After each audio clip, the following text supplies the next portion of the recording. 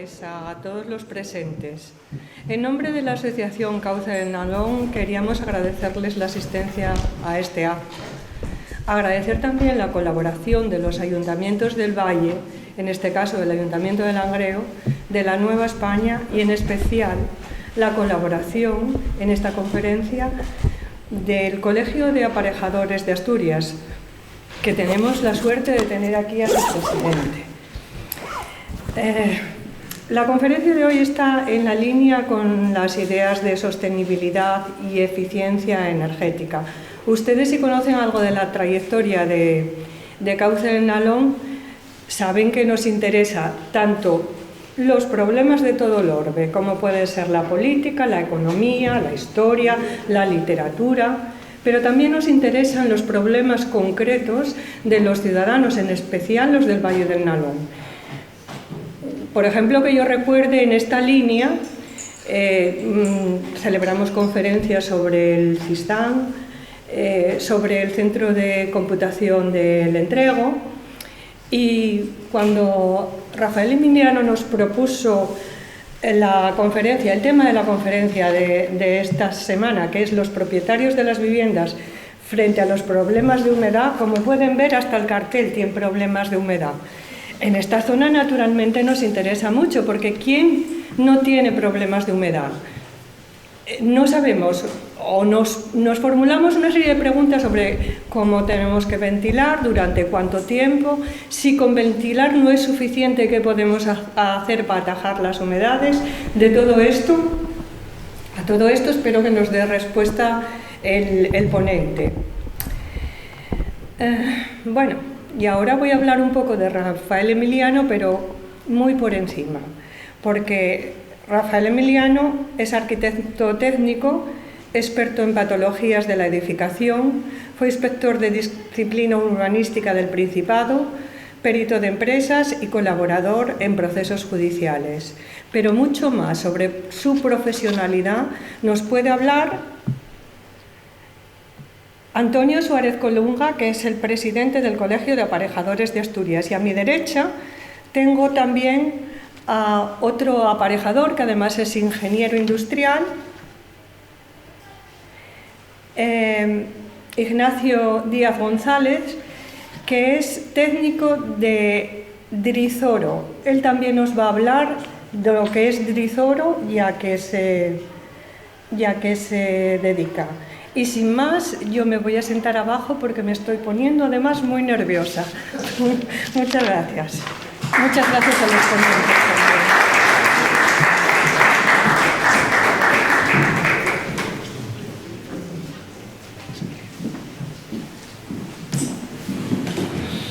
¿Se me oye así bien? ¿Se me oye? Yo es que esto de estar sujeto no va mucho conmigo, prefiero estar avanzando aquí con el señor. Bueno, por todo, buenas tardes a todos, muchas gracias por asistir a este acto y gracias especiales a Amelia, que es la que ha presentado el acto y es la que representa a la Asociación Cauce del Nalón, que organiza este evento.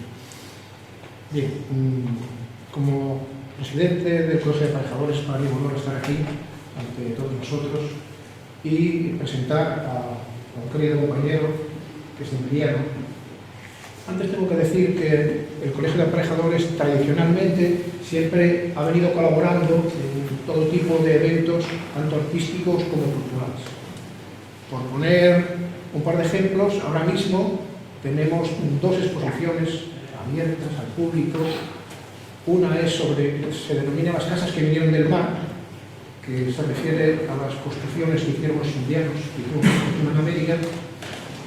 Este verano ha viajado por varios ayuntamientos, porque nosotros queremos que por toda la comunidad a ser posible. Ahora mismo está por la zona de Oriente, también en Riviera, ¿no? Y la otra, que hemos inaugurado muy recientemente, hace unos 15 días, en el Museo Arqueológico. Es referente a las obras de restauración de la Catedral de Oviedo, que llevan 26 años con ellas y todavía no las han terminado. Pero claro, si en un momento determinado se toma la decisión de hacer una exposición recogiendo todo lo que hicieron, igual se termina esto y no se hace nunca. Bien, estas son pues, un tanto llamativas, muy espectaculares, costosas para prepararlas, pero no quiere decir que esto tenga menos valor que estas exposiciones que he dicho. Casi me atrevería a decir que al contrario, esto incluso tiene más trascendencia. ¿Y por qué digo esto? Porque en una exposición, porque hoy que la hagamos, es para que esté allí y la gente vaya y lo vea, y pueda escuchar sus conclusiones. Pero aquí, en cambio, todo una persona que se va a dirigir a vosotros y a quien vosotros podéis preguntar después si queréis, directamente. Y va a tratar de aclarar un tema que ha comentado Amelia muy acertadamente, que es trascendental porque poca gente no ha tenido alguna vez algún problema de humedad en su vivienda o en algún local que tenga. Y si hay alguno que se ha librado de ello, enhorabuena, porque es rarísimo. Que no haya una fisura, que no haya temas de condensaciones, temas de capilaridad en alguna propiedad que tengamos. Es un tema que nos afecta prácticamente a todos, que a veces es muy fácil de corregir, pero hay que conocer los mecanismos necesarios para evitar que se produzca.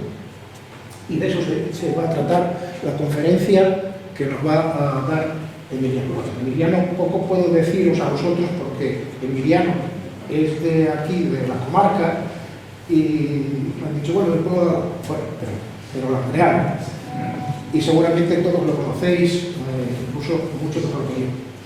Bueno, si habéis cogido el programa, ya no tiene abuelo, ya hay una retahíla de cosas que ha hecho, pero para mí ha dejado de las más importantes atrás.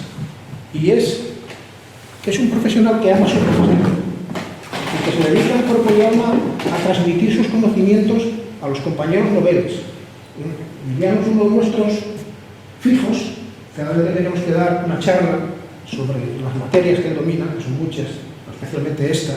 Ya digo, a la gente que está empezando su tarea profesional, lógicamente les falta experiencia en la materia. Por eso digo que eso, que no figuráis, es una de las cosas más importantes. Y la otra, que es más importante aún, es que es una magnífica persona, una bella persona, dispuesto siempre a ayudar cuando se lo requiere. Como ejemplo he puesto la ayuda que prestan en el colegio a la gente novel, pero también a cualquiera de nosotros que se dirija a él, porque tengamos un problema que sabemos que él conoce del tema, siempre está dispuesto a colaborar con todo. Y como vosotros habéis venido a escuchar a Emiliano y no a mí, que creo que me he pasado un poco, pues nada, Emiliano, es tu turno cuando quieras. Muchas gracias.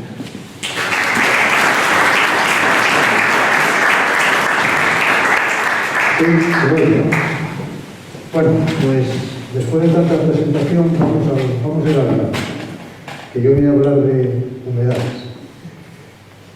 Las humedades son sin duda alguna la patología más frecuente en la edificación, es motivo de muchísimos problemas, y no solamente de tipo constructivo, sino de tipo sanitario, como luego vamos a ver. El agua es un elemento que está presente en nuestra naturaleza y que afecta al edificio de muchas formas. Son formas muy variadas, como vamos a ver ahora, y representa, desde el punto de vista de los daños en edificación, un 70% aproximadamente de las reclamaciones de los seguros del hogar. Pero representa también un casi 100% de todas las reclamaciones que se hacen en la vía judicial. Cuando hablamos de reclamaciones en la vía judicial y hablamos de agua, no solamente tenemos que centrarnos en las humedades tradicionales que nosotros conocemos, sino también en muchísimos procesos patológicos, como luego vamos a ver. El agua en la naturaleza se presenta en 3 estados, que son los que hay en la naturaleza: el sólido, el líquido y el gaseoso. El agua, curiosamente, es el único elemento que es capaz de estar en los 3 estados, e incluso en uno más. Ahí tiene un 4º estado, pero que no tiene relación con los problemas de patología de la edificación. Y en estos 3 estados nos va a afectar de formas muy distintas, pero en los 3 nos va a afectar. En estado sólido lo conocemos como hielo, en estado líquido es el agua propiamente dicho, y en estado gaseoso es el vapor de agua. Los tres elementos van a ser elementos perniciosos dentro de la edificación y van a generar problemas como vamos a ver a continuación. ¿Por dónde penetra el agua en los edificios? Tengo que hacer este movimiento porque no tengo un puntero que vaya pasando las diapositivas sin tener que estar yo. ¿Por dónde penetra el agua en los edificios? En los edificios el agua penetra por donde quiere y por donde puede. Es decir, no hay ningún elemento que, digamos, está libre de no penetrar. Pero ahí, por centrar el tema y hacer una clasificación, digamos, mínima, básica, el agua penetra en los edificios a través de tres elementos. El primer elemento es las juntas, el segundo elemento son las discontinuidades de los materiales y el tercer elemento es la porosidad. Vamos a explicar muy brevemente en qué consiste cada uno. Las juntas son aquellas uniones de los materiales de construcción que se producen cuando un material está en adherencia con otro. Es decir, yo tengo una fachada de ladrillo y tengo ladrillo, tengo cemento, ladrillo, cemento y así sucesivamente. Pues a través de esas uniones el agua es capaz de penetrar. Es capaz de penetrar también en las uniones en una fachada. Cuando tengo una ventana y a esa ventana le tengo que poner un sellado para unir esos dos elementos e impermeabilizarlos, a través de ese elemento, de ese sellado, también va a penetrar en el edificio. Y eso serían las juntas. Las discontinuidades son aquellos elementos que ya no están en contacto unos con otros, o por lo menos en ese contacto íntimo de sellado, sino que se genera un sistema de encajes, como puede ser el caso de las tejas, donde una teja está encima de otra, pero no tiene un sellado perimetral y por lo tanto están libres, van encajadas y funcionan perfectamente cuando llueve por ellas. Pero cuando hay vientos, por ejemplo racheados y vientos fuertes, esa evacuación que se tiene que hacer a través del tejado, pues lo que produce es una interrupción, ese viento, y lo que hace es poder meterlo hacia el interior. Por lo tanto, estamos hablando de una discontinuidad susceptible de que entre el agua por ella.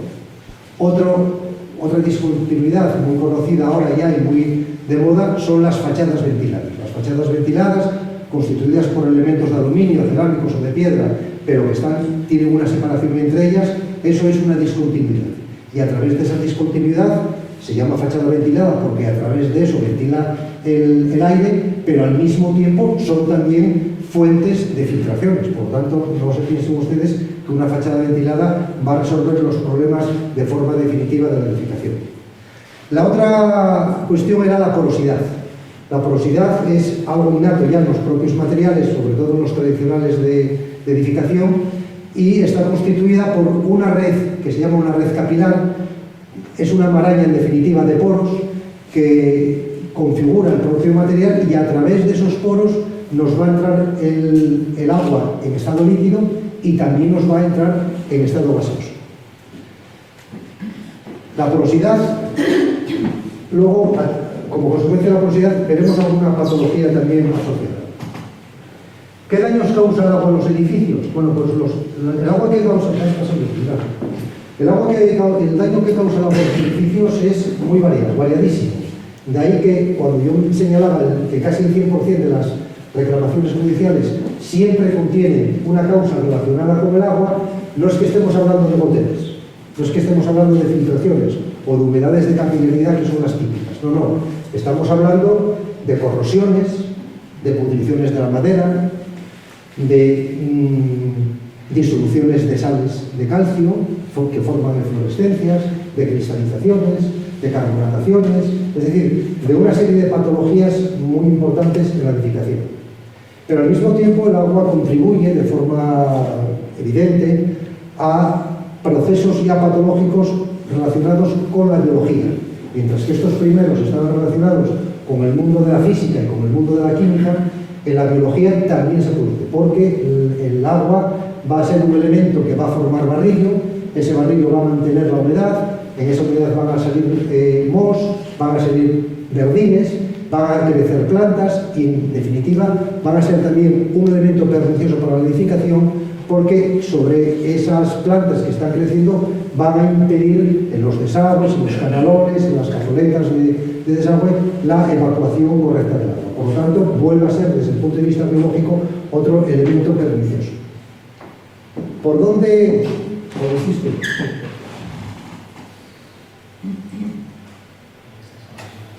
Sí.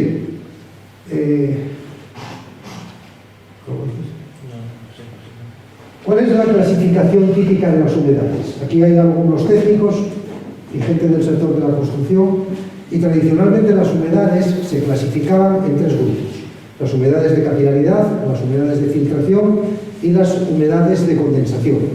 Yo incorporo una nueva en esa clasificación, una nueva humedad que está fuera, digamos, de los libros académicos y en pocos libros técnicos, pero vamos a ver que es una humedad de libro y que requiere y merece la pena que esté en esta clasificación. Las humedades de filtración, las humedades de filtración se caracterizan precisamente por la filtración, por la entrada de agua directamente en los edificios en cantidades a veces importantes, y son perfectamente conocidas por nosotros porque son fácilmente identificables.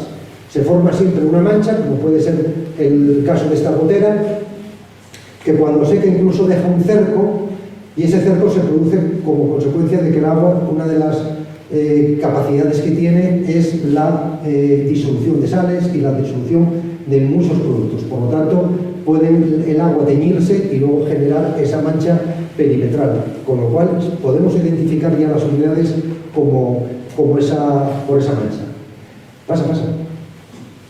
No sé si se ve bien, porque yo no lo veo. Aquí hay unas humedades, no sé, ahí no se ve un pimiento.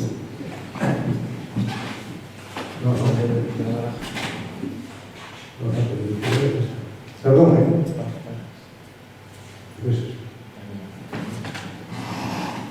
Bien, estas son unas humedades de filtración típicas donde ya se ve que hay hasta una inundación de agua, ¿no? Sigue pasando un poco más rápido, Nacho.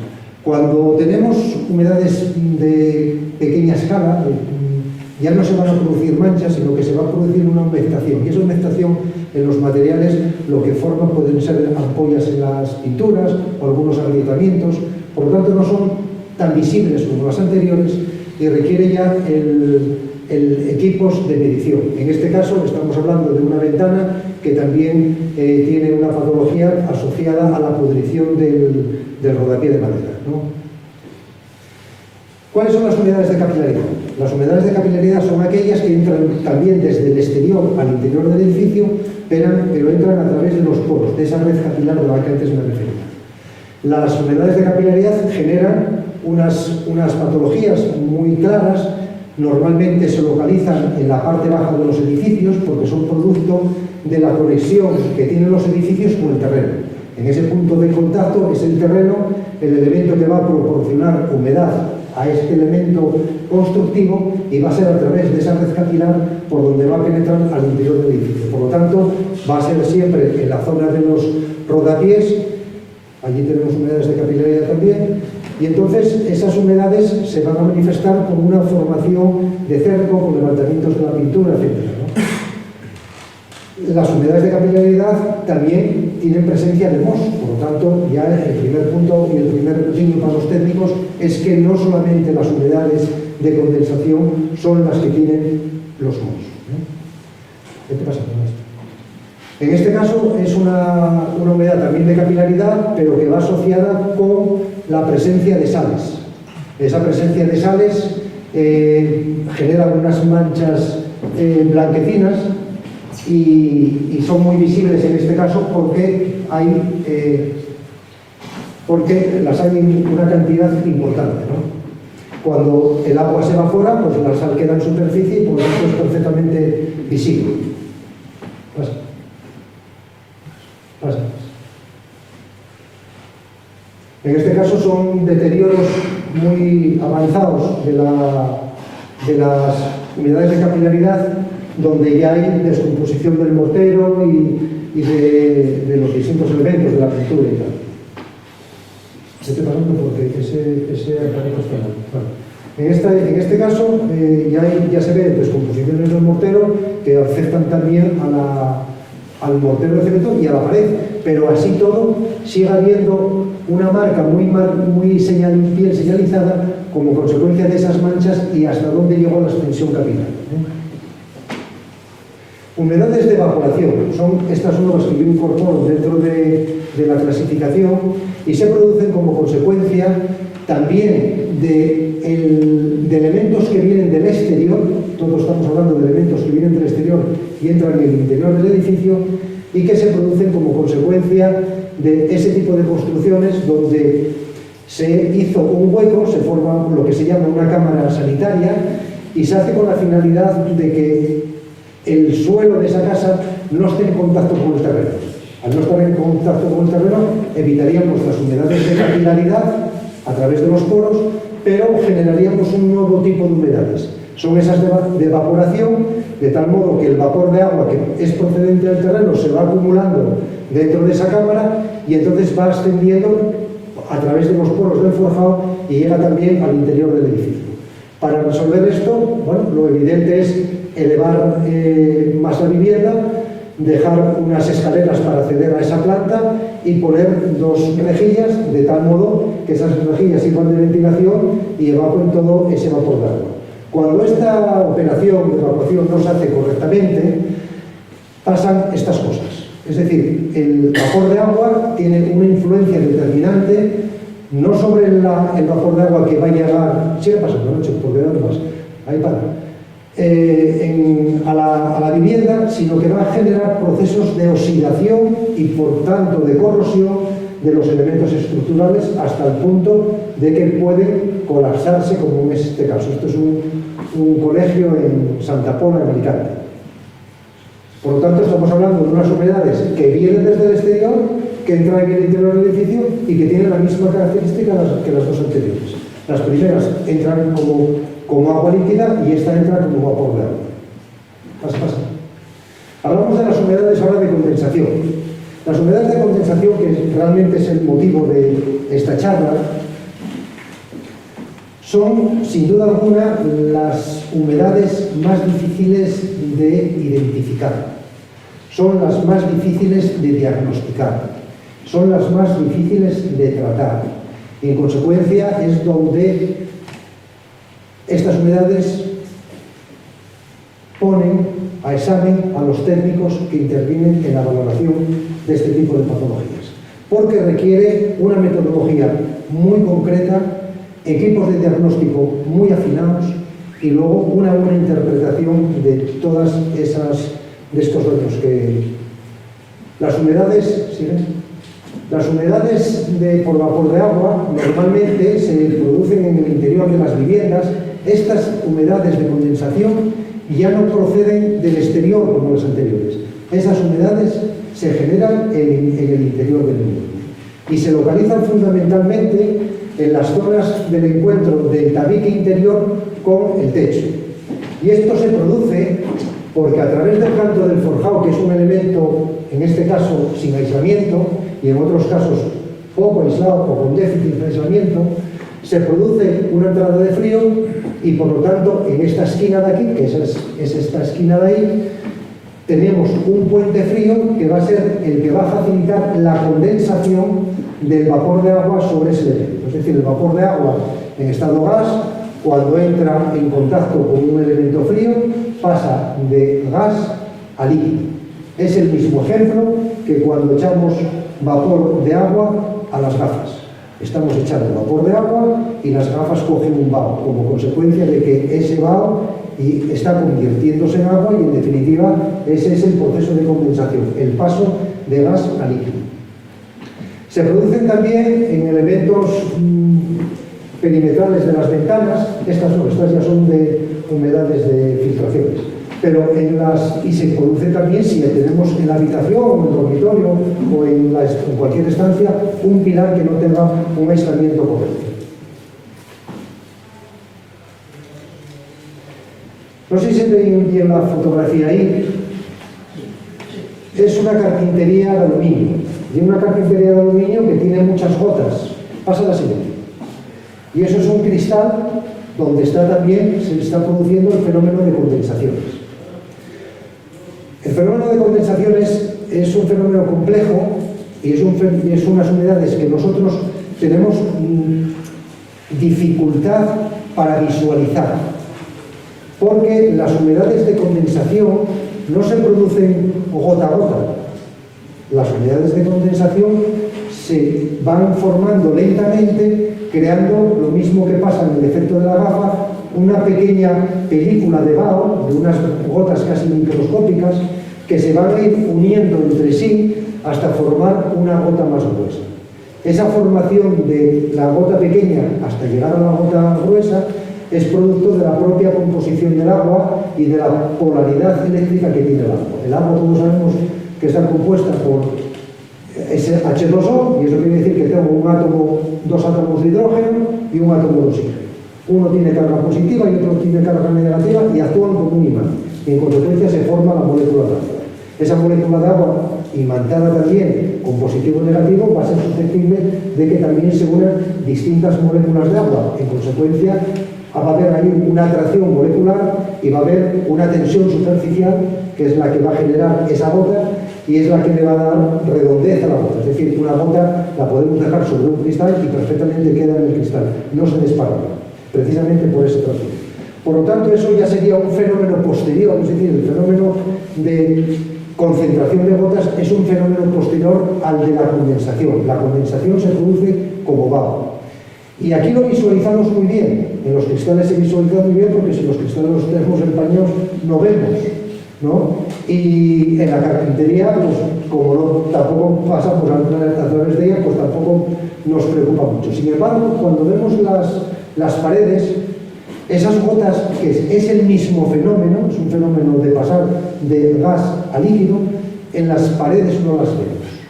Y una cosa que no se ve es una cosa que ya empieza a tener dificultades de interpretación. Las cosas que no se ven cuesta más entenderlas e interiorizarlas y buscarles una solución. De ahí la necesidad en estos casos de seguir otro tipo de metodologías distintas a las que estábamos viendo anteriormente. Empezamos a verlas cuando empieza a aparecer el moho y automáticamente asociamos la presencia del moho con la presencia de condensaciones. Sin embargo, el proceso de formación de los hongos es difícil de comprender, ahora lo vamos a explicar, y las dificultades interpretativas de las unidades de condensación proceden precisamente de eso, de la formación del vaho.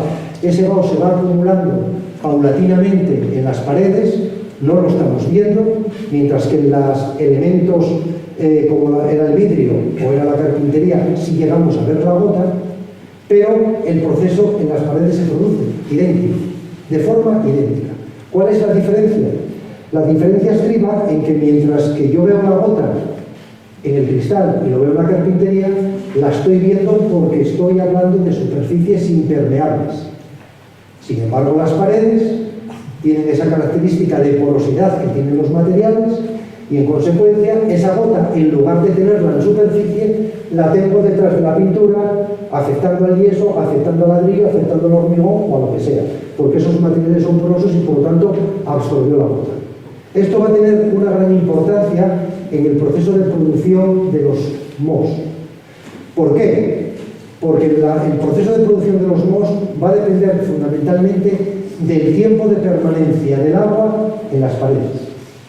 Cuando yo tengo una gota en superficie, un cristal, las corrientes de aire que circulan por la habitación van secando la gota porque hay un impacto claro, hay un rozamiento con esa gota y por lo tanto fácilmente va a evaporarse y va a pasar otra vez al ambiente de la vivienda desde el cristal. Sin embargo, en las paredes, como la gota no la tengo en superficie, sino que la tengo por detrás porque lo ha chupado el material, las corrientes de aire no afectan o no inciden directamente sobre la gota, sino sobre la superficie.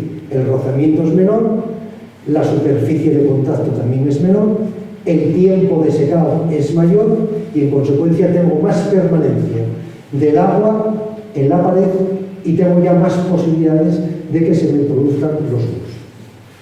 ¿Cómo se produce el moho? El moho se produce como consecuencia del aire que contiene unas sustancias que se llaman esporas.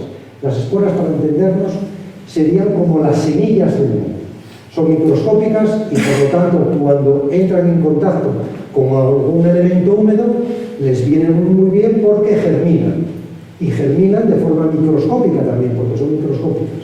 Se van desarrollando paulatinamente, se van multiplicando, van formando colonias de hongos, empiezan ya a tener visualización porque ya son puntos negros que ya los podemos identificar y se van reproduciendo por toda la estancia. Es decir, superan el punto donde esas manchas de moho se producen.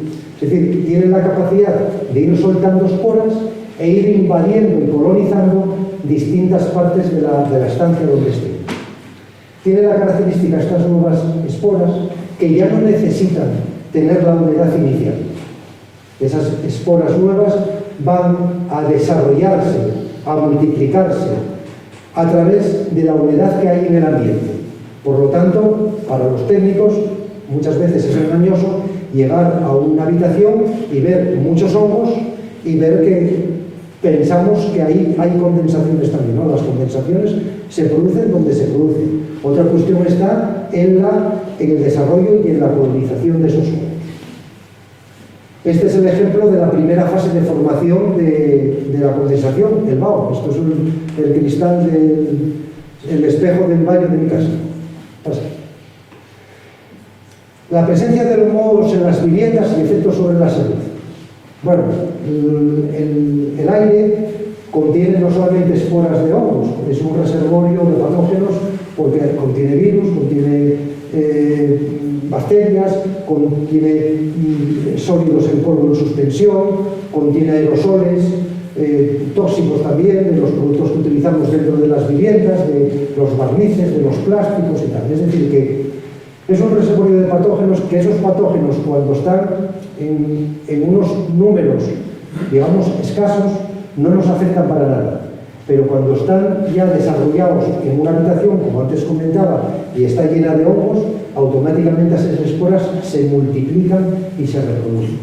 Y esas esporas y esos hongos tienen una capacidad o una propiedad de envenenamiento, porque son unas micotoxinas las que producen, que esas van a generar muchísimos procesos patológicos para aquellas personas que estén respirando ese aire en las viviendas. Van a tener problemas de irritación de ojos, van a tener problemas de dolores de cabeza, van a tener problemas de migrañas, están asociados también a problemas respiratorios, a problemas asmáticos, a problemas alérgicos. Es decir, que hay todo un campo dentro de la medicina relacionado con los hongos y con las patologías asociadas. Por lo tanto, lo que es evidente que nuestras viviendas tienen que estar sin hongos y tenemos que ser muy vigilantes para eliminarlos. ¿Cómo los eliminamos? Pues con una solución que tenga un pH alcalino, donde se desarrollan mal y como puede ser la lejía. Se limpian con lejía y automáticamente las esporas y los mohos los matamos. Para los técnicos, cuando vamos a una vivienda, no todos los hongos que vemos son hongos vivos. Puede haber hongos vivos y hongos muertos. Tenemos equipos de diagnóstico para determinar qué hongos son los que están vivos, qué mohos están vivos y qué mohos están muertos. Por lo tanto, eso ya es un índice para poder aplicar el tratamiento en la zona que sea necesario, ¿no? Pasa. Las fuentes de producción de vapor de agua en los edificios. Bueno, las fuentes de producción, voy bien, voy rápido, ¿se me va entendiendo? Sí. Porque si no repetimos empezamos otra vez, ¿no? Que decía que las fuentes de producción de vapor de agua en los edificios son variadísimas. Nosotros producimos vapor de agua como consecuencia de nuestra propia respiración, de la presencia de plantas, del cocinado de los alimentos, del planchado de la ropa, del secado de la ropa, del fregado de los suelos, de las duchas. Es decir, somos unos productores a nivel doméstico importantes de vapor de agua. Vapor de agua que va a ir al aire que tenemos dentro de las viviendas y por lo tanto va a elevar esa concentración de humedad en el ambiente. Yo me encuentro muchas veces cuando hablo con personas que tienen estos problemas de humedad, de condensación, y lo primero que preguntas es: ¿usted ventila? Y dice: no, claro que ventilo. Yo ventilo a las 10 de la mañana y tengo la ventana abierta hasta las 12, que luego salgo a comprar, ¿no? ¿Ventilo mucho? Bueno, efectivamente, no hay duda, ventila mucho, pero ventila mal. Ventila mal porque a las 12 de la mañana cerró la ventana y se produjo toda esa recaída de producciones que antes señalé, por qué cocinó, por qué se duchó, por qué planchó, por qué fregó suelos, y luego por la noche van una o dos personas para la habitación y van a seguir en esa habitación produciendo vapor de agua como consecuencia de la propia transpiración nuestra y de la respiración.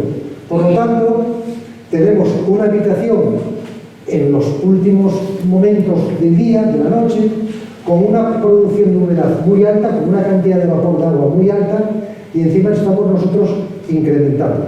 Y ese efecto va a coincidir con la noche fría en la parte de fuera del edificio, es decir, las temperaturas bajan y descienden entre las 2 y las 6 de la mañana de la forma más brusca, y entonces ahí es donde va a haber ese enfriamiento que antes yo señalizaba a través de los cantos de forjado o de los elementos que no están bien aislados, y en consecuencia tenemos todas las papeletas con el enfriamiento que tenemos y con esa producción de vapor de agua tan elevada que hemos mantenido a lo largo del día por haber ventilado solo y exclusivamente por la mañana.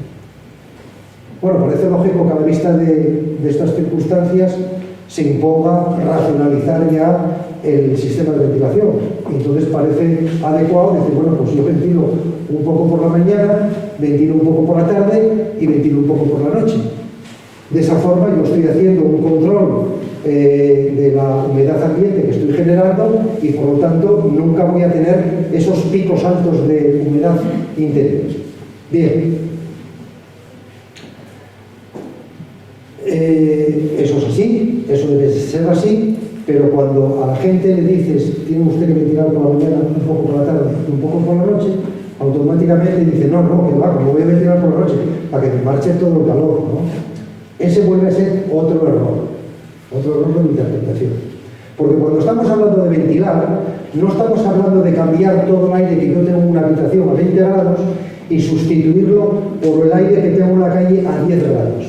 Porque si así fuese, estaría cambiando el 100% del aire y en definitiva estaría pasando de una habitación a 20 grados a una habitación con el aire a 10 grados. Estaríamos ante un salto térmico y unas pérdidas energéticas importantes.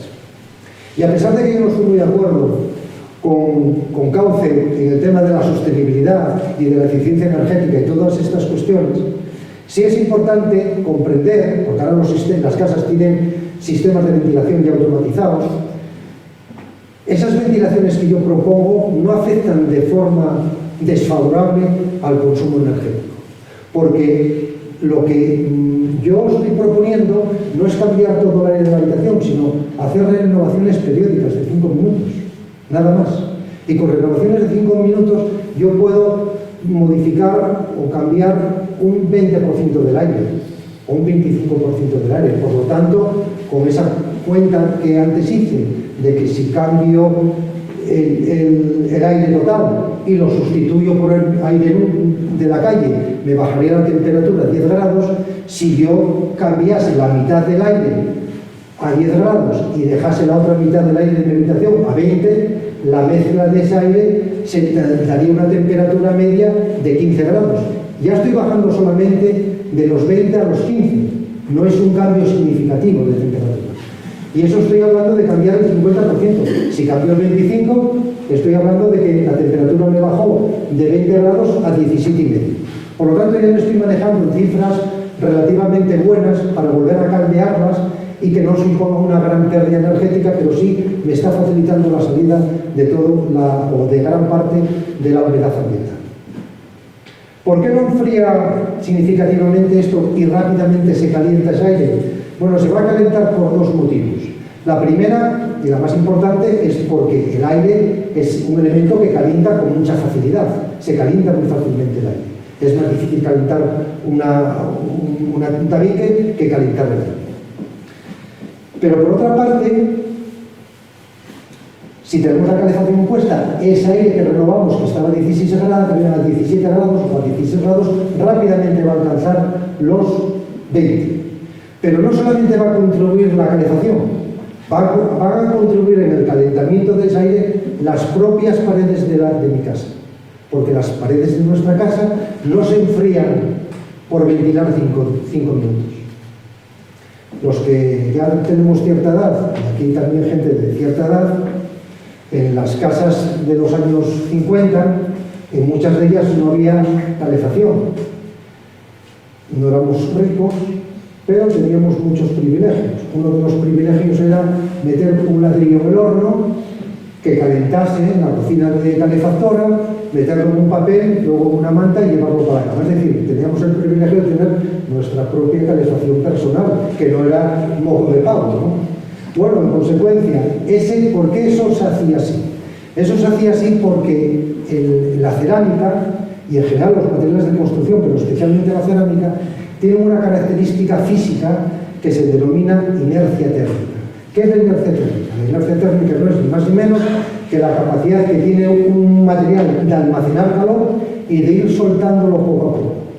Eso pasaría con la cerámica, pero por ejemplo no pasaría con el acero o con el aluminio, que se calienta y rápidamente se enfría, ¿no? Por lo tanto, los materiales que nosotros tenemos en nuestro entorno, en nuestra vivienda, ¿qué son? Tabiques de ladrillo. Por lo tanto, son elementos cerámicos que han conservado el calor. Si yo tengo la temperatura de la vivienda a 20 grados, los tabiques estarán a 20 grados o a 19, pero van a estar calientes. Por lo tanto, esa entrada de aire para esa renovación y bajar 3 grados, al tabique no le va a afectar. Es más, el tabique será un elemento que contribuya al calentamiento nuevo de ese aire, más la calefacción que hemos puesto. ¿Se entiende, no? ¿Sí? Sí. Vale. ¿Qué no nos da ¿Qué equipos de control doméstico podemos tener dentro de las viviendas? Porque claro, al propietario de las viviendas, el propietario que tiene MOB, es muy fácil decirle, no, ventile usted. Y bueno, pero ¿ventilo hasta cuándo? ¿Dónde ventilo y dónde termino de ventilar? Es decir, aquí el problema está en que yo puedo estar ventilando mucho y eso suponer un mantenimiento excesivo y una indudable carga económica para mí, y sin embargo voy a seguir teniendo condensaciones. A lo mejor el problema no es mío, el problema es de la edificación, que tiene falta de aislamiento térmico, ¿no? Por lo tanto, como medida ya para ir manejando ciertos datos a nivel de usuario, no estaría de más que los propietarios de las viviendas tuviesen en su casa un termohigorómetro. Un termohigorómetro es un aparato que mide la temperatura ambiente y la humedad relativa. Es un aparato que vale 20 euros, que lo venden en cualquier óptica, y si no en Mediamar hay 14.000 modelos. Pero estamos hablando de un precio muy económico. Por lo tanto, ya el usuario ya va a tener un equipo para poder saber en qué rango de humedad se está moviendo, si tiene que ventilar o no tiene que ventilar y dónde está situado. Bien, ¿cuáles son los rangos, digamos, más aconsejables dentro de la vivienda, o los estándares que sean recomendables? Bueno, pues tendríamos que estar hablando de una temperatura aproximadamente de 20 grados y de una humedad relativa en torno entre el 50 y el 60%. El concepto de humedad relativa, y este es otro guiño para los técnicos, tiene una importancia relativa, igual que la humedad. La humedad relativa no es ni más ni menos que la cantidad de agua que puede almacenar un aire que esté a una determinada temperatura. Si yo tengo un aire a una determinada temperatura, ese aire puede almacenar una determinada cantidad de calor, de vapor de agua, la que sea, hasta llegar al 100%, que sería ya el punto donde ya no podría almacenar más aire y ya tendríamos que decir, oiga, este aire ya está saturado, ya no puedo meterle más vapor de agua. Por lo tanto, cuando yo digo que tengo en mi casa 20 grados y tengo una humedad relativa del 50%, quiere decir que todavía me falta otro 50% para llegar a saturar el aire, ¿vale? Sin embargo, si yo tengo un aire a una temperatura de 5 grados y lo tengo al 90%, está claro que solamente voy a tener un 10% para saturar ese aire, porque rápidamente ya estoy en el punto de saturación. Pero antes comentamos que el aire caliente tiene más capacidad de almacenar vapor de agua que el aire frío. Por lo tanto, el aire frío, si yo voy a un ábaco psicométrico, que es las tablas de valores en las que nosotros nos movemos, veríamos que un aire a 5 grados y al 90% de humedad tiene la misma cantidad de agua en gramos por kilo de aire seco que un aire que esté a 20 grados de temperatura y tenga un 20% de humedad. Por lo tanto, este es un factor importante para tener en cuenta, porque lo que estamos viendo es que calentar un aire de 5 grados a 20 grados, el aire nos calienta y lo que nos baja es la humedad relativa. Es decir, ese aire estaba al 90% y ahora, como lo tengo más caliente, está al 20%. Es decir, todavía tengo un 80% para almacenar. Pero, sin embargo, la cantidad de agua es la misma. Por lo tanto, si la cantidad de agua es la misma, el punto de rocío es el mismo. Eso es una explicación un poco técnica, disculpen, pero bueno, como hay del sector de la construcción por aquí, quería hacer eso. Es una cuestión que es muy interesante. Pasa. ¿Cuándo estamos entonces, después de todo este asunto de las ventilaciones, de las humedades, de la producción de vapor de agua, cuándo estamos ante un mal uso de la vivienda y estamos ante un defecto constructivo? Bueno, pues ese es la guinda que hay que poner a este pastel, porque eso es la guinda que va a los técnicos a facilitarnos, darlo posteriormente un sistema de reparación eficaz.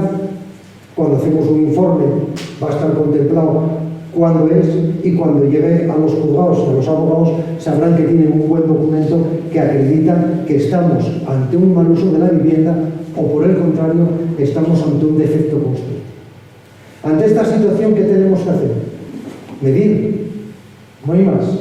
Tenemos que medir el vapor de agua que generamos nosotros y la temperatura que está en nuestras casas y el punto frío que tenemos en la pared. Y cuando tengamos esos valores, pues entonces ya podemos determinar qué tipo de actuación tenemos que hacer. Intervienen solamente dos factores. Curiosamente, en las unidades de condensación la gente se complica la vida, cuentan muchas cosas, porque cuando alguien no interpreta bien un concepto, pues se inventa, porque el cerebro tiene que estar acomodado, no puede estar en choque con uno mismo, y entonces, bueno, se cuentan mentiras piadosas, pero que no son técnicamente correctas, ¿no? Solamente hay dos factores: temperatura de la pared y humedad que yo tengo dentro de esa casa. Pasa. Por lo tanto, ¿qué tenemos que hacer? Diagnosticar bien. Y el diagnóstico, en este caso, sigue los mismos pasos que siguen los procesos médicos.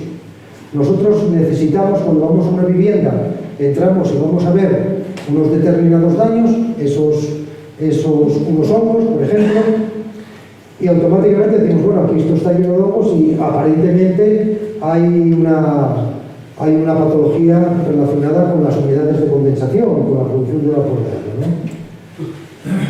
Y entonces utilizamos equipos de prediagnóstico, como pueden ser las cámaras termográficas. Y la cámara termográfica ya nos está dando pistas de dónde están las viguetas, de dónde están los puntos fríos, esto es una viga, etcétera, etcétera. Es decir, la cámara de termografía por infrarrojos ya nos permite visualizar dónde podemos tener los problemas.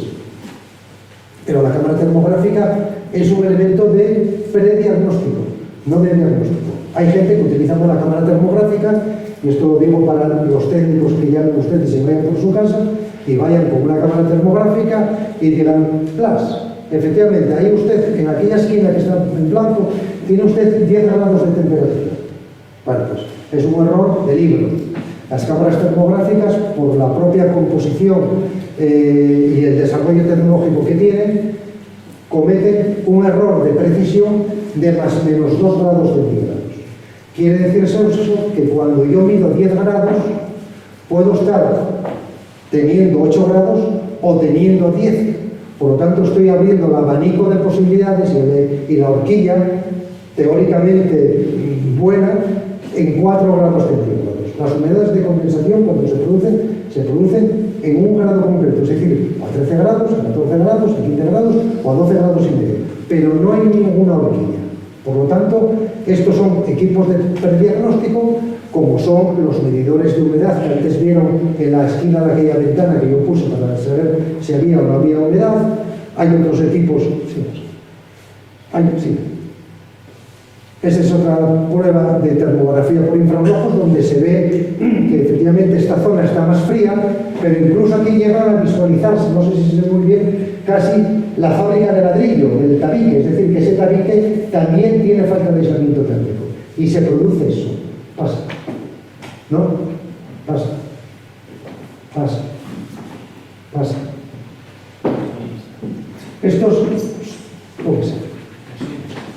Esto es una ventana que se ve muy mal, es una ventana, y la cámara también por termografía por infrarrojos nos permite visualizar los cambios térmicos. En este caso la ventana vemos que en esta parte de aquí tiene una coloración más azulada y rojiza, y eso significa que por ahí tengo pérdidas energéticas. Por lo tanto, estamos hablando de un desajuste del ajo de la ventana y, en consecuencia, nos da pistas de cómo debemos de corregirlos y si es que la manilla no cierra bien o la junta de goma no funciona, etcétera, etcétera, ¿no?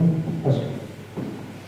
Otros equipos de prediagnóstico son los termómetros, que son equipos que miden la humedad ambiente, que en este caso tenemos una humedad ambiente de 45,7% de humedad relativa y tenemos un 21,6 grados de temperatura, grados centígrados. Esos son equipos que nos sirven cuando vamos a una vivienda pues para hacer una primera evaluación de en qué condiciones está esta vivienda y si se ventila bien o no se ventila bien. Estos son equipos de termómetros por infrarrojos que también, sin llegar a tocar la pared, nos dan, aquí se ve la marca del puntero, la medición que estamos haciendo, y que la temperatura son 14,5 grados. Bueno, todos estos equipos tienen el valor que tienen y tienen la singularidad de que nosotros estamos sacando una foto fija de esa vivienda y en ese momento. Nosotros sabemos que esa pared en ese momento está a 14 grados y que dentro de esa casa pues está al 60% de humedad. Pero la pregunta es, ¿y qué pasa a las 3 de la mañana? Porque esto es a las 6 de la tarde, cuando vino el perito por su casa, o el técnico por su casa, a hacer una evaluación. Las condiciones van a cambiar y, en consecuencia, estos valores no me valen para nada. Estos me valen para hacer un prediagnóstico, saber ante qué tipo de fallos puedo tener, pero luego tengo que hacer, como los médicos, distintas pruebas para poder llegar a la conclusión de que estoy ante ese fenómeno de condensación. Pero es más, lo importante no es saber que estoy ante un fenómeno de condensación, sino que tengo que cuantificarlo. Es importante cuantificarlo, porque entenderán ustedes que no es lo mismo intentar resolver un déficit de aislamiento que me produzca 2 grados menos de temperatura en la pared, o sea, un enfriamiento de 2 grados, a que me produzca un enfriamiento de 8 grados. Lógicamente, en el primer caso, con una pintura térmica y con 300 micras de espesor, que son 1/3 de milímetro, podía perfectamente solucionarlo. Pero si tengo que aislar a 8 centímetros, la pintura térmica ya no me vale. Tengo que meter un aislamiento de 3 o 4 centímetros, meter un pladur y modificar ya las condiciones de habitabilidad de la casa. Condiciones de habitabilidad que se van a ver registradas o vamos, condicionadas muchas veces, en principio, por la moldura de escayola que tenga, por los rieles, por la calefacción que puedo tener alrededor detrás de la ventana, por la caja de enrollar la persiana, por enchufes que tenga, etc. Tengo que moverlo todo. Y dices, bueno, pues nada, pierdo 3 o 4 centímetros. Bueno, ya, pero es que encima no es que pierda 3 o 4 centímetros. Yo compré una habitación que tiene que tener 4,60, pero esta cara tengo 4,54. Pero el problema está en que también compré un armario hecho a medida y ahora tengo que reformar el armario. ¿Cómo es esto? ¿No? Entonces, es importante diagnosticar la funcionalidad que el sistema constructivo que vamos a aplicar, es decir, el tratamiento que vamos a aplicar, va a ser eficaz. Y una vez que tengamos el tratamiento, ya también podremos saber el coste que va a suponer esa reparación. Es decir, cerramos el círculo. ¿Vale? Pasemos. Por tanto, lo que se impone aquí son mediciones continuas. La medición continua es una medición que se dispone de unos equipos donde están midiendo constantemente y nosotros tenemos la capacidad de hacer una grabación cuando queramos, cada 10 minutos, cada 5 minutos, cada cuarto de hora, cada hora, como queramos. Y esos equipos pueden estar grabando durante varios días. Este en concreto es un edificio en Gijón, en un chalet. Aquí se grabaron durante... Esto es un día, otro día, otro día, otro día, otro día, otro día.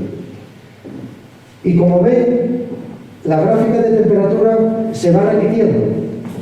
Por lo tanto, ya eso nos da un indicador de cuál es el uso que se está haciendo de la vivienda. Inicialmente tenemos aquí, esto es en una habitación. Y vemos cómo sube y automáticamente baja, hay una estabilización, al día siguiente sube y vuelve a bajar, vuelve a bajar, vuelve a bajar. Es decir, esta persona, cuando bajaba la humedad relativa a esa de la vivienda, era porque estaba abriendo la ventana. Por lo tanto, nosotros sabemos a qué hora abrió la ventana y durante cuánto tiempo la abrió. Sabemos incluso cuando la persona va para la cama, cuando entra a la habitación o cuando no entra. Porque cuando va a la habitación, automáticamente empieza a respirar, va a haber una transferencia de vapor de agua y el equipo va a registrar que ahí la humedad va ascendiendo. Por lo tanto, a partir de determinadas horas, vemos ya que los picos se van acentuando, que es cuando entra a la habitación. Aquí se da una circunstancia muy curiosa, y la pongo como ejemplo, porque eso son las 5 de la tarde. Bueno, a las 5 de la tarde, ¿qué fue lo que pasó a las 5 de la tarde? Bueno, pues no pasó nada. Fue que se le debió pegar una ducha y automáticamente el baño que estaba en la habitación, si el sistema de ventilación no era bueno, gran parte de ese vapor de agua salió a la habitación. Subió a las 5 de la tarde, elevó rápidamente la temperatura, pero ya ven que luego abrió la ventana y bajó. Por lo tanto, con eso sí tenemos un control a lo largo del tiempo de cómo se comporta el edificio y también de cómo se comporta el usuario. Paralelamente a esto, que serían parámetros de temperatura y de humedad ambiental, tenemos parámetros de control de la parte fría, es decir, de la viga aquella que vimos o de la vigueta que por termografía por infrarrojos vimos que era un elemento constructivo que estaba mal aislado y que por lo tanto se enfriaba. Bueno, cuando tenemos la gráfica de temperatura de la viga, que es la de arriba, vemos que es una gráfica bastante estable porque las paredes tienen una respuesta lenta, no se enfrían y se calientan tan rápidamente como el aire. Por la noche baja la temperatura a 3 grados, pero va bajando paulatinamente y va enfriando el material paulatinamente. Por lo tanto, al interior del inmueble entran variaciones de ese calibre. Eso es simplemente un día, tendríamos que haber visto la gráfica entera, pero le puse un día para que viesen las diferencias entre las dos gráficas. La de arriba sería el punto frío y la de abajo sería la gráfica del punto de rocío, o sea, del punto donde el aire se me condensase. Por lo tanto, vemos que no hay coincidencia en ninguna de las dos gráficas y podemos asegurar con total precisión de que en esta vivienda y en estas condiciones no se están produciendo condensaciones. Si nosotros lo hacemos en un día, nos quedamos cojos, pero si lo hacemos durante 7 días, por el invierno, ya sí sabemos el régimen de uso que tiene la vivienda, como vimos en el caso anterior. ¿Vale? Bueno, este es el abajo psicométrico que vamos a pasar y vamos a ir ya a la reclamación judicial y de garantías. Cuando se aborda una reclamación judicial por daños en la edificación, hay 2 vías, básicamente. La primera vía es la de la LOE, la Ley de Ordenación de la Edificación, que establece 3 plazos de garantías. Un plazo de 1 año para aquellos defectos de acabado, 3 años para defectos de funcionalidad y 10 años para defectos de tipo estructural. Si acudimos a esa LOE, a esa vía de reclamación, nosotros como usuarios, como compradores de la vivienda, podemos hacer la reclamación a los 4 agentes que intervienen en el proceso constructivo. Es decir, podemos reclamar al promotor, podemos reclamar al constructor, al arquitecto y al aparejador. Es decir, los tenemos todos colocados a demandar. Luego hay que analizar y afinar qué grado de responsabilidad tiene cada uno, porque ir a un juicio no es ir a tomar un culete de sidra, y por lo tanto eso cuesta dinero. Si reclamamos un daño a un agente que no es responsable, estamos precipitándonos a perder el juicio con esa gente y pagar las costas. Por lo tanto, después de ese estudio, sí podemos determinar si eso es como consecuencia de un fallo del proyecto y por lo tanto imputable al arquitecto, o es un fallo del control de ejecución y por lo tanto imputable al aparejador, o es un fallo puntual que solamente se le puede imputar al constructor, porque ni el aparejador ni el arquitecto somos los policías de la obra, no podemos estar detrás de cada paletada de cemento. Es decir, que si un constructor hizo 20 viviendas y las hizo bien y en una resulta que no metió aislamiento, no quiere decir que no lo sepa, simplemente pues que tuvo un fallo que tendrá que él ser el responsable. Bien, esa vía permite esa reclamación a todos. Tiene la ventaja de que muchas veces los constructores cambian de empresa o cierran, los promotores les pasa lo mismo, pero aparejadores y arquitectos quedamos aquí de por vida y tenemos un seguro de responsabilidad civil que incluso después de fallecer todavía nos cubre los 10 años de garantía de la responsabilidad decenal por daños en daños estructurales. La otra vía es la vía del Código Civil, de la responsabilidad contractual, y esa responsabilidad la tiene solamente aquel que tiene un contrato con nosotros. Hay un contrato y por lo tanto en esa relación de contrato nosotros podemos reclamárselo a él, pero ya no tenemos contrato ni con el aparejador, ni con el arquitecto, ni con el constructor. Por lo tanto, esas tres figuras quedan fuera de esta línea de reclamación. Tiene la ventaja y las desventajas. La ventaja es que si la empresa está viva y se nos pasó el plazo de garantía de los 3 años más 2 de ejercicio de la acción judicial, la responsabilidad contractual establece 5 años de garantía. Por tanto, tenemos cierto margen más, pero también tenemos el riesgo de que el promotor haya cerrado la persiana y no tengamos un derrotero. La vía, digamos, más segura y más garantista es la vía de la LOE, porque metemos a los 4 en el procedimiento judicial, y cuando metes a 4 en el procedimiento judicial, cada uno suele intentar tirar balones fuera y echar la culpa al otro. Por lo tanto, se ve que alguien tuvo la culpa, entonces ya dirá el juez quién es el máximo responsable. El dictamen pericial y el abogado. Aquí hay buenos amigos míos, abogados de distintas localidades. El dictamen pericial tiene que ser riguroso, tiene que ser científico, tiene que ser incuestionable, y esa condición se va a adquirir como consecuencia de un estudio previo, como antes comentábamos, que sea riguroso y que no dé pie a ninguna posibilidad de que la otra parte empiece a rascar en algún agujero y de un pequeño agujero nos meta la mano, ¿no? Porque al final estaría desvirtuando el informe. Por lo tanto, quien tiene, digamos, un grado alto de responsabilidad y un papel más singular en todos estos procedimientos es, sin lugar a dudas, el dictamen pericial. Estamos ante lo que se denomina un juicio de prueba y, en consecuencia, la prueba pericial va a ser una discusión técnica entre los distintos peritos que van a intervenir, que el juez no sabe absolutamente nada de construcción y va a tener que hacer caso a alguno de los informes. Por tanto, cuanto el informe sea lo más detallado, lo más documentado, con mayor número de pruebas, lo más didáctico para que el juez lo entienda, digamos que estamos avanzando mucho en el entendimiento que va a tener ese juez de ese documento que está ahí.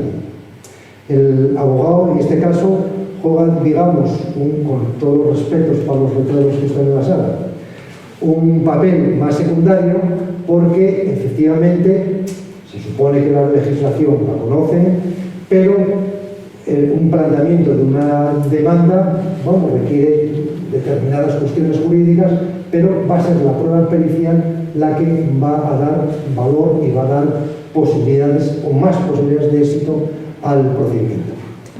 a cualquier abogado, por especialista que sea en estos casos, o al mejor especialista que ustedes se puedan imaginar, le dan un informe pericial malo y el abogado puede plantear una defensa jurídica, naturalmente que la puede plantear, pero si al informe le faltan pruebas, si al informe no hizo las mediciones, si al informe dice, bueno, es que yo creía que, yo supongo que tal, yo estimo, no, aquí no estamos ni para estimar, ni para suponer, ni para nada de nada. Aquí estamos para acreditar que el daño es ese y que es incuestionable.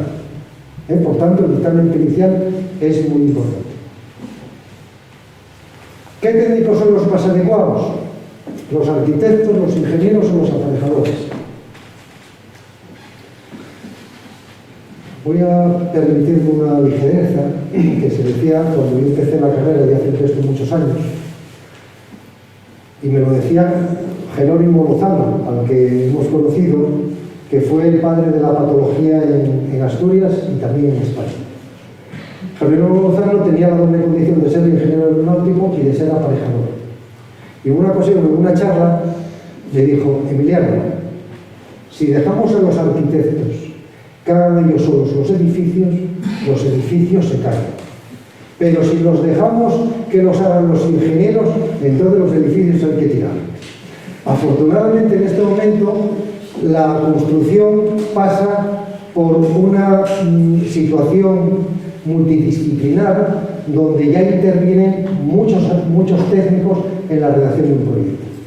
Entran los calculistas, entran ingenieros, entran arquitectos, entran aparejadores, entran especialistas en instalaciones, por lo tanto de ingeniería también, es decir, que hay un cúmulo ya importante de elementos. Cada vez somos más precisos a la hora de hacer los edificios y cada vez los edificios, a pesar de estas patologías que todavía quedan por resolver, son cada vez mejores.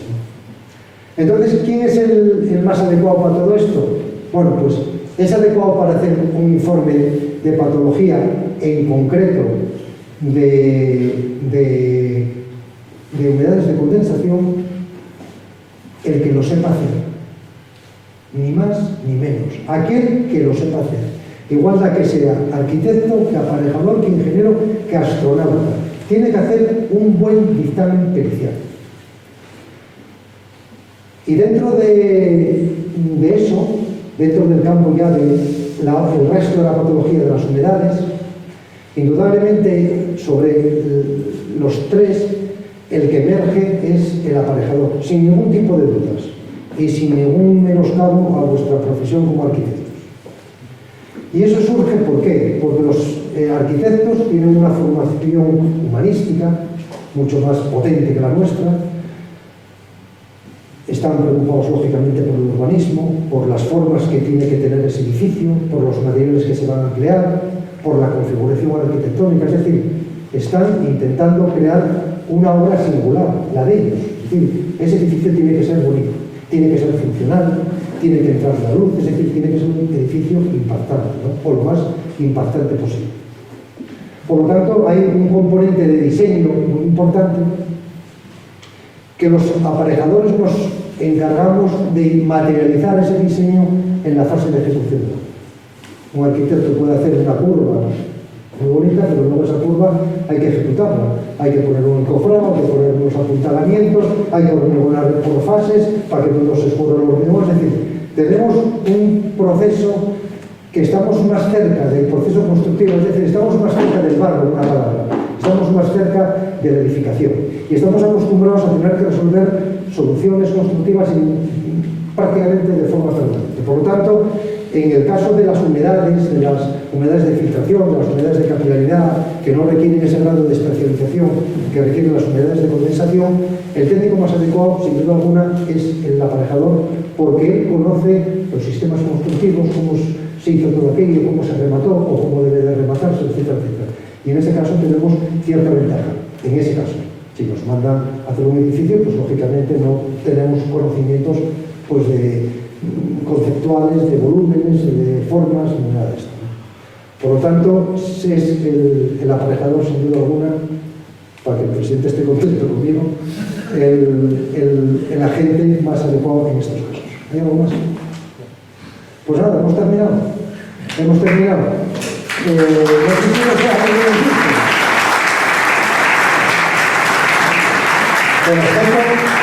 Con respecto a que comprendiesen un poco todo de qué va todo esto de las humedades y el objetivo mío era que tener un acercamiento general a los usuarios y que de alguna forma ya empezasen a poder manejarse con mejor calidad. Es importante decirles que se me pasó, y también enlaza con el tema médico, que cuando tenemos que hacer un diagnóstico tenemos que ir a las viviendas con los equipos necesarios. Claro, aquel técnico que vaya con una máquina de fotos, con un blog y como elemento de diagnóstico diga, pues sí, me da la sensación que esta pared está húmeda, es evidente que lo que tiene que hacer es echarle del inmueble. De la misma forma que cuando van ustedes a un médico, van con un niño preocupado porque tiene fiebre, al médico dice, no, yo creo que no tiene fiebre, vamos a ver. Coja usted un termómetro y póngaselo y dígame si tiene 37,1, 37,6 o 38. Es decir, hay termómetros desde 1600, hace 400 años que hay termómetros, pues utilícelos. Pues en el campo de la construcción pasa lo mismo. Es decir, estamos llenos de equipamientos que están a nuestro alcance y por lo tanto podemos diagnosticar con precisión y sin ningún género de dudas las patologías que existen en el edificio. Pues eso era todo. Muchas gracias.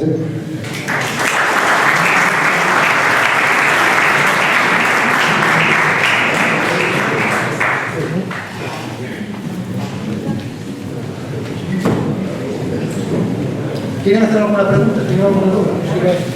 Oye, ya para acabar, si me dices un poco dentro de el tratamiento. Bueno, el tratamiento...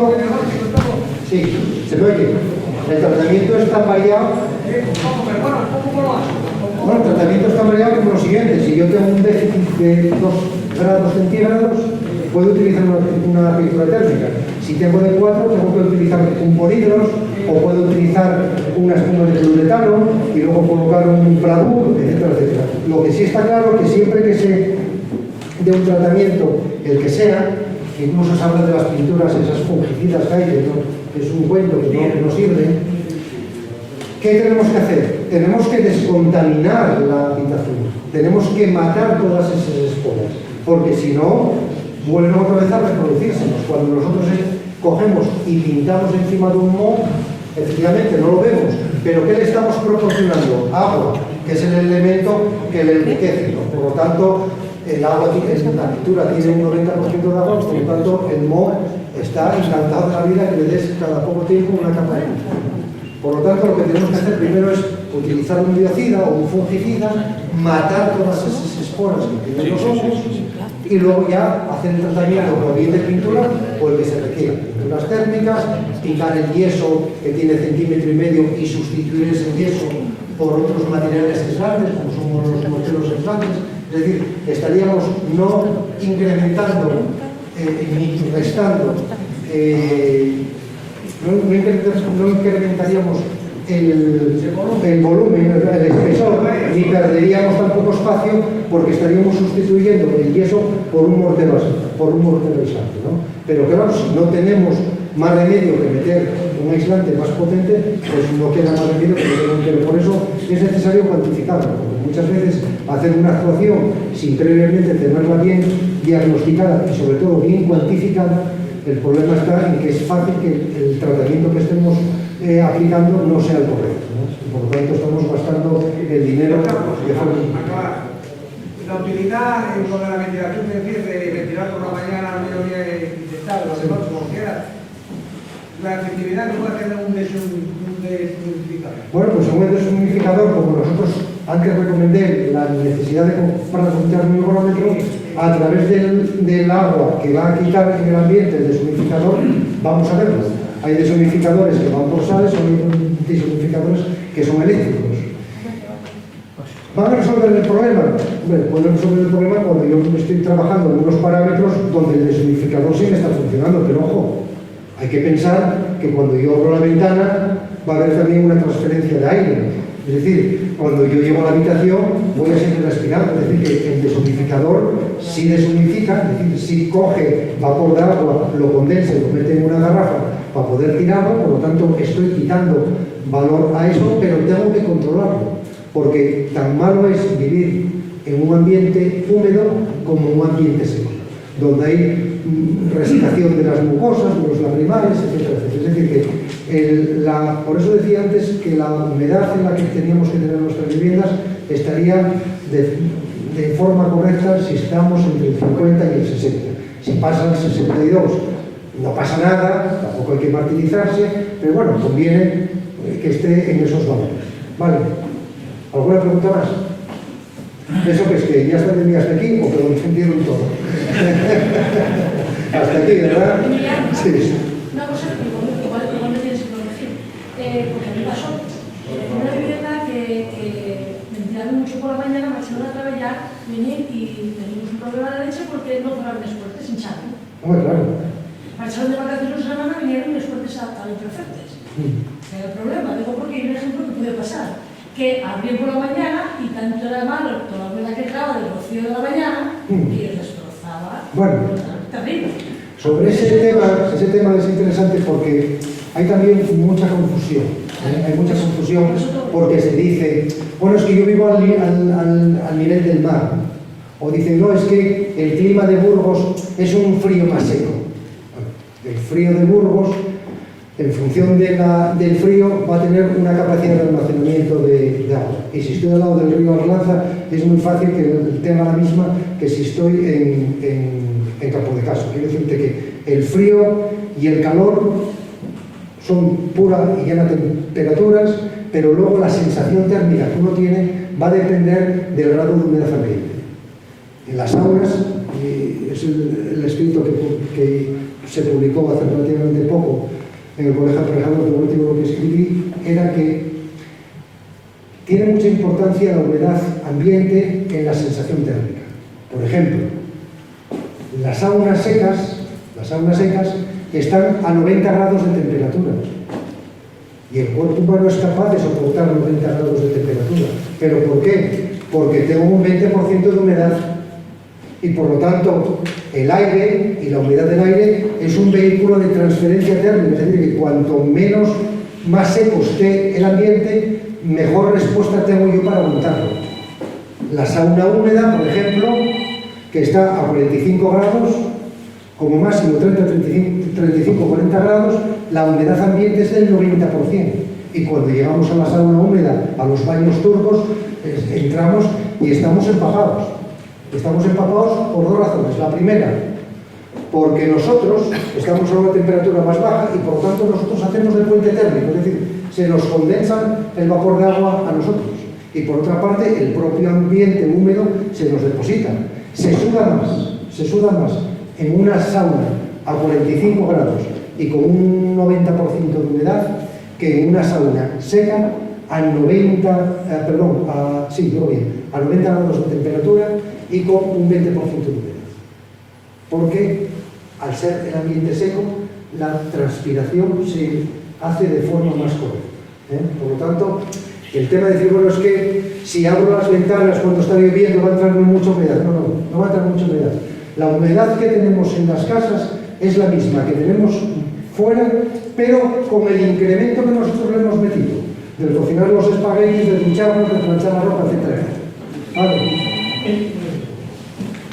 Bueno, yo en principio creo que tu exposición, Emiliano, ha sido una exposición, yo creo que desde el punto de vista profesional y pedagógico, yo creo que tiene ese componente tan importante, ¿no? de hacer de las cosas aparentemente profesionales y difíciles, yo creo que las has acercado, bastante. Yo creo que efectivamente con una sola exposición se pueda acabar todo el mundo ya completamente, pero has dicho cosas que son muy importantes, desde la ventilación, el 50, el 60% de humedad y demás.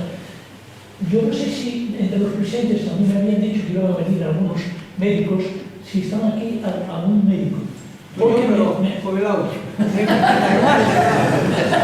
Bueno, Pero otros que me llamaron para decirme que iban a venir, tal, si podían y tal, decían que iban a tratar de comentar en el coloquio la importancia, sobre todo, de la salud.